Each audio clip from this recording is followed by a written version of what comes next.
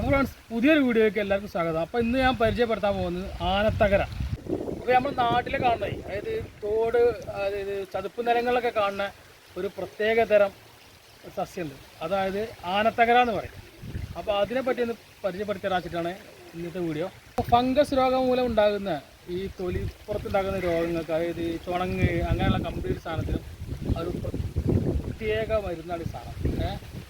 അതായത് ഇതിൻ്റെ ഇല അരച്ച് പുരട്ടി കഴിച്ച് ശരീരത്തിൽ വെച്ചിട്ടുണ്ടെങ്കിൽ എനിക്ക് തെളിവ് ഞാൻ തന്നെയാണ്. കാരണം എനിക്കുണ്ടായി ഇതേമാതിരി ഫംഗസ് മൂലം ഉണ്ടാക്കിയ ചെറിയ വട്ടത്തിൽ ചെറിയ ചൊറികൾമാരൊക്കെ ഉണ്ടായപ്പോൾ ഞാൻ ഇതിൻ്റെ ഇല കൊണ്ടുപോയിട്ട് തേച്ചു. 2 ദിവസം സാധനം കംപ്ലീറ്റ് മാറി. അപ്പോൾ ഈ സാധനം ഒന്ന് കാണിച്ചു തരാൻ വേണ്ടിയിട്ടാണ്.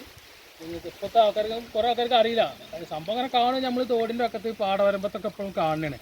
അപ്പോൾ ആരും ശ്രദ്ധിക്കാതെ പോകുന്ന സാധനമാണ്. അപ്പോൾ മരുന്ന് ഇത് കണ്ടപ്പോൾ നിങ്ങളൊന്ന് കാണിച്ചു തരണം എന്ന് തോന്നി, അതുകൊണ്ട് കാണിച്ചു തരുന്നു. അപ്പോൾ ഇതേപോലെ ഒരു അടുത്ത വീഡിയോ ആയി കാണാം. ഇതുവരെ ബൈ.